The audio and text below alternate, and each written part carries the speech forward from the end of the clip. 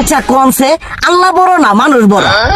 ধরো গাদা, তুই কার হাতে কার জোড়া দেশ? কুড়াই আল্লাহ আর কুড়াই মানুষ। যেটা কবার কইছে ওইটা কন। আল্লাহ বড় না মানুষ বড়? আল্লাহই তো বড়। আল্লাহ বড়, তাহলে আল্লাহর কথা না হইনা মানুষের কথা শুনেন কে? তুই কি কইতাছস? কি আর আল্লাহর কথা মানে না মানুষের কথা মানে? হ্যাঁ, কি আর মানুষের কথা শুনেন তাই না? আমনে যে ওইদিনকে ডায়াবেটিসের রোগ নিয়ে যে হাসপাতালে গেলেন, ডাক্তার আপনার কত কিছু খাবার না করলো, সব কিছু না খাই এখন চলতেছেন।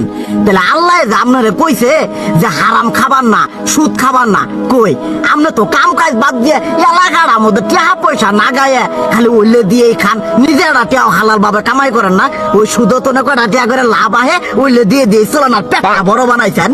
শুনেন একটা কথা কই, হারামের কোনোদিন আরাম নাই। হালাল পথে রুজি রোজগার করেন, প্রয়োজনে এড়া বেলা কম খায়েন, তাও শরীর পিণ্ডও ভালো থাকবো, কোনো রোগ বেদও হবো না, আরামও পাবেন, আল্লাহও খুশি থাকবো। তুই আমার এইভাবে বুঝাবি আগে কইলি না কে?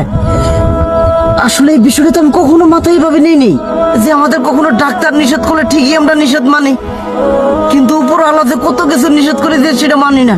আর এই যে হারাম পথে টিয়া পয়সা কামাই করতেছেন, শরীরের মধ্যে দুনিয়া রোগ বেত হয়েছে, দেখা যাইতেছে যা টিয়া হারাম পথে কামাই করতেছেন তার তো বেশি টিয়া মনে করেন জ্বলেই যাইতেছে গা বেশি।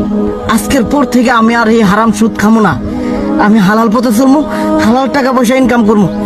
এতে করে যদি একবেলা কমও খাইতে হয় তবুও খামো, তবু আমি আর এই হারাম পথে চলবো না। আচ্ছা ঠিক আছে।